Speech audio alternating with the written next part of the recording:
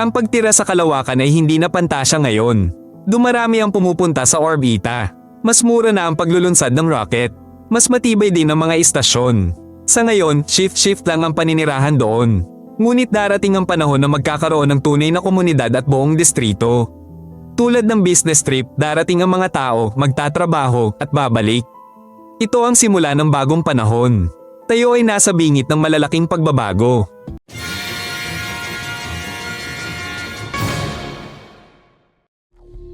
Ang lungsod sa kalawakan ay hindi tore o kalsada. Mga module ito na magkakaugnay ng pasilyo. Walang pasukan doon. May tulugan, gym, at hardin ng halaman. Lahat ay simple, malinis, at pinag-isipan. May artipisyal na grabidad sa ibang module. Sa iba naman ay walang bigat. Tahimik sa loob. Sa labas, may solar panel, radiator, at barko na palapit. Ang lahat ay ginawa bilang block parang Lego. Madali itong baguhin o dagdagan. Malalaking istasyon ay ginagawa sa orbita ng Earth at malapit sa buwan.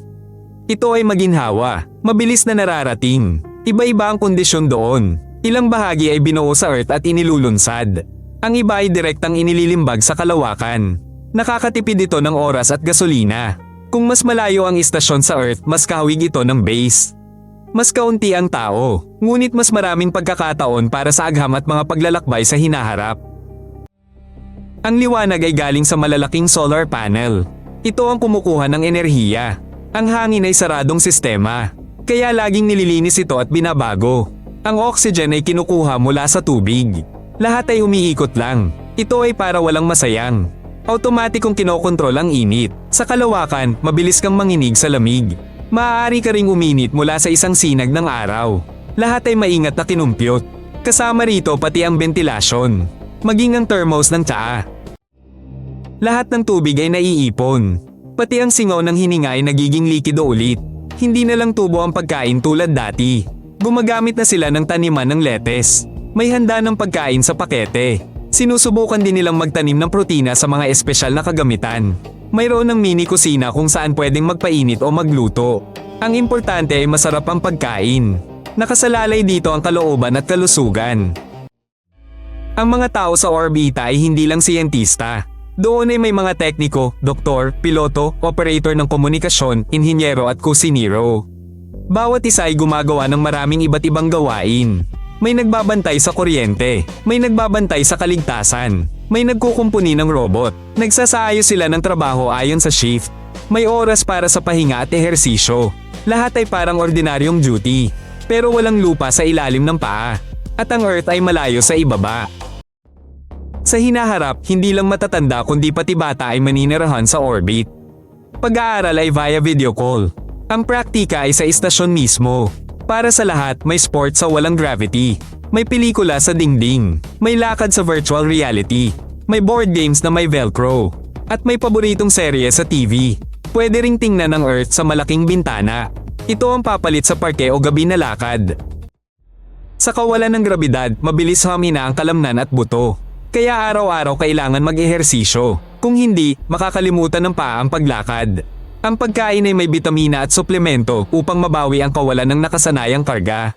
Gagawa ang mga istasyon ng mga seksyon na umiikot upang kahit paano bumalik ang pakiramdam ng bigat. Lahat ito ay kailangan para mapanatili ang kalusugan kahit sa ganap na kawalan ng grabidad. Napakalungkot ng kalawakan kung walang koneksyon. Ngunit ang mga istasyon ay konektado sa mga satellite. Makakatawag ang mga tao sa bahay. Makakapag-video call din sila, pati magmensahe at manood ng video. Minsan mahina ang signal, pero may solusyon pa rin. Pwedeng mag-download ng pelikula ng maaga o magplano ng tawag. Napakahalaga nito sa pamilya. Mahalaga na maramdaman nilang malapit ka kahit malayo ka sa pisikal. Mahal at mahirap pa ang pagpunta sa kalawakan ngayon. Ngunit sa paglipas ng panahon, mura na ang tiket. May maiikling tour para sa ilang araw o isang linggo. Bago lumipad, kailangan ng medikal na pagsusuri at maikling pagsasanay. Sa mga istasyon, mayroong guest zone. Simple lang ito ngunit ligtas. Ang turismo ay magbibigay kita sa istasyon.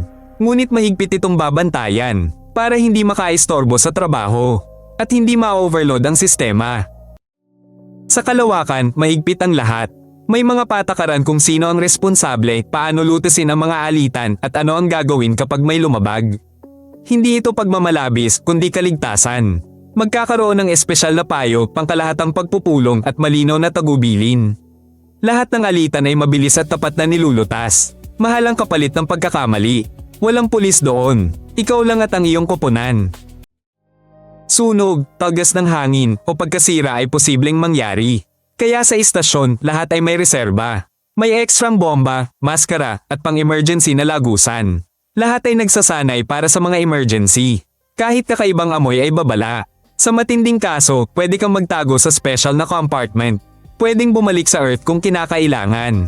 Mahalaga ang pagiging kalmado at maging handa sa anumang sitwasyon. Sa kawalan ng grabidad, kayang gumawa ng materyales na di magawa sa lupa. Halimbawa, napakalinis na kristal o pantay na patong ng metal. Madali ring buuin sa orbita ang malalaking istruktura, tulad ng satellite, antena, at solar panel.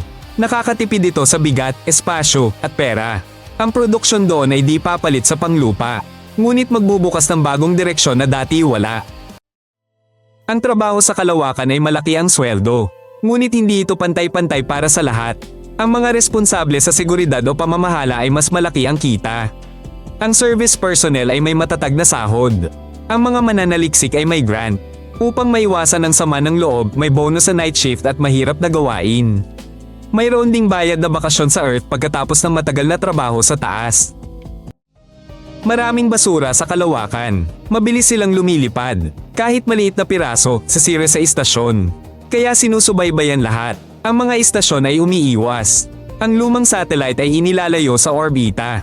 Sa loob, malinis at ayos ang lahat.